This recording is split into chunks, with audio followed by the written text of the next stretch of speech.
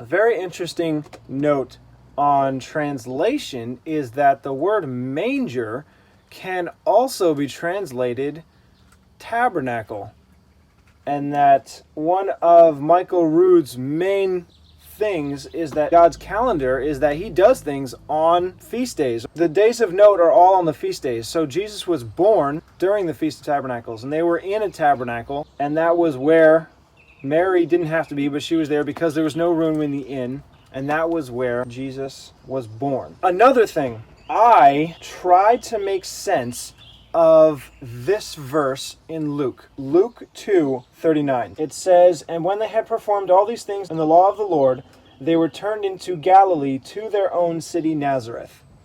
That flies in the face of what people understand and what I understood about the wise men visiting Joseph, Mary, and Jesus in Bethlehem.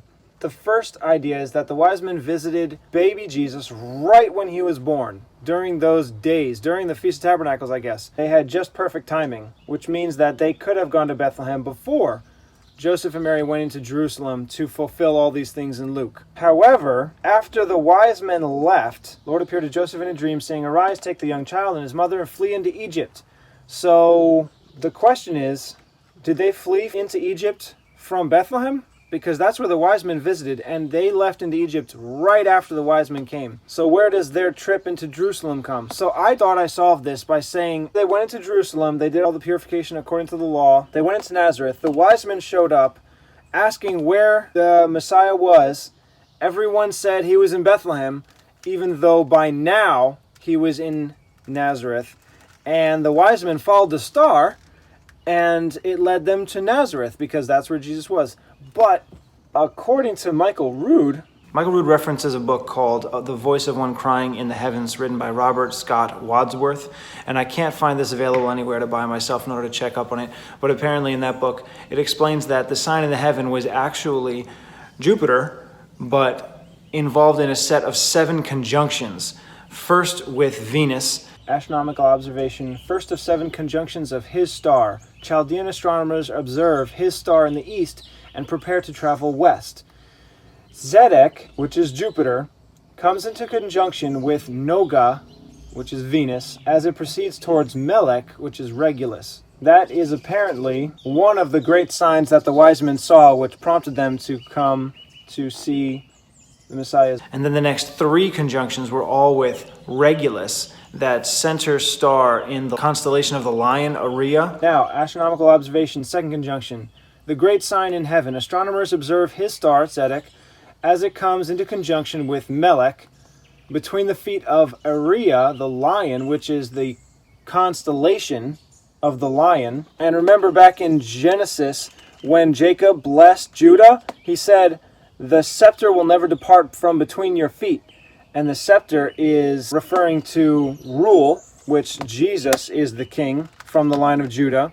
And from between his feet, it has a double meaning. Between, I heard that he's referring to the children of Judah, between his feet. This is very relevant. I'll get to how it all comes into play. And then the next 3 with Venus again. The second of those 3 being also with Mars and Mercury. And this is interesting because Jupiter was called Zedek, the righteous. Venus was known as the bright and morning star, a title of Jesus, and Regulus was known as Melech, or the king. So all these titles of Jesus for these astronomical bodies were all making multiple conjunctions. All of these conjunctions took place over an entire year, from August 3 BC to December 2 BC. After all those conjunctions, they would have arrived in Jerusalem and left Jerusalem following the star, which was over Bethlehem, from their observation point of Jaffa Gate, which is where Herod's palace was. All of these put together was the sign for the wise men to come and see the Messiah's birth. And where is this final note? The note is on page 55, event 20. Chaldean astronomers arrive in Jerusalem. Astronomers meet with Herod, then rest on the Sabbath, which is the 21st day of the 9th month. Here's the note. The timing of the astronomers' arrival in Jerusalem is based on their pre-dawn observations of his star, Zedek, which is Jupiter, standing directly over Bethlehem, on the morning of their leaving Jerusalem, which is astronomical observation 21. The Greek word magi is a common term for astronomers from the land of Chaldea. Daniel, Chananiah, Azariah, and Mishael were among the members of the royal family who trained in the Torah and Hebrew astrophysics in Jerusalem. As captives of Babylon, they were also trained in Chaldean mathematics, science, and astronomy. Daniel was the overseer of all the astronomers in Babylon for more than 60 years. He was made an extremely wealthy man 3 different times during his tenure as the satrap or under-ruler for 3 different kings. Yet having been made a eunuch, he had no direct descension to whom he could bequeath his wealth. Daniel was given very specific divine revelation concerning the timing of the coming of the Messiah, some of which he made public, and some of which he was instructed to hide. Apparently, some of the information was for him alone to understand and to act upon. When the Judeans were allowed to return to rebuild Jerusalem in the 7th year of the reign of Artaxerxes, 457 BCE. Most of the Jews stayed behind in Babylon, Mordecai and Esther among the most famous. There is little doubt that many of the Jewish astronomers secure in their prestigious positions continued to flourish in Babylon. So what happened to Daniel's treasure? He's saying that this was the gold, the frankincense and the myrrh that came by the wise men, according to the timing that he told them, because he was the head of the astronomers in Babylon. You can read through this. It's his personal belief, his personal theory. And it's a good one.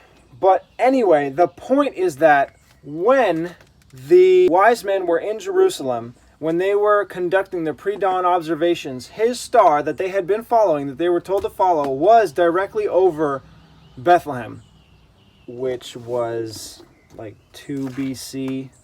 Let me see again what the date was, in case you want to check it up with the NASA. 23rd day of the 9th month, the year, what is it, FC? I'm not exactly sure what he means by FC. From creation, I think that's what it is. From creation, which in our calendar is Sunday, December 21st, 2 BCE. Which means, if that's true, then they did not go to Nazareth as I had thought, or as I had guessed, in order to hopefully explain how on earth these 2 verses, these 2 timelines between Matthew and Luke go together. Because, again, like I said, in Luke, it says Jesus was born, 8 days later he was circumcised, then they went directly into Jerusalem, and they performed everything according to the law, and then, verse 39, they returned into Nazareth. So that seems pretty clear according to that timeline. But in Matthew it says Jesus was born, they were visited by the wise men in Bethlehem, and then immediately after their visit with the wise men, they went to Egypt, and then came back to Nazareth. So I was trying to figure out how on earth that happened, and I thought, okay, I'll fit the visit of the wise men after all the events in Luke when they went to Nazareth. So maybe they followed the star to Nazareth. Maybe it was some kind of, trick that God was playing on Herod that they would not find Jesus. But if that star, Zedek, was actually over Bethlehem from their point of view in Jerusalem, then that would negate that. They would have to have gone directly to Bethlehem. And besides, it's more clear with the plain reading of Matthew. And they said to him, in Bethlehem of Judea, for thus it is written by the prophet, and you, Bethlehem, in the land of Judah, are not the least among the princes of Judah, for out of you shall come a governor, they shall rule my people Israel. And they went to Bethlehem. Okay, so, how can this be reconciled? If what really happened in Luke was that right after Jesus was born, he was circumcised as an infant, brought to Jerusalem, still as an infant, then they went to Nazareth, and yet sometime during Jesus' young life, perhaps up to 2 or 3 years old, because that was how old the children were that Herod commanded to be slain in order to hopefully get rid of the Messiah, in Bethlehem is when they were visited. Then the only explanation I could find, or that I could really accept, was again Michael Rood's explanation, which was that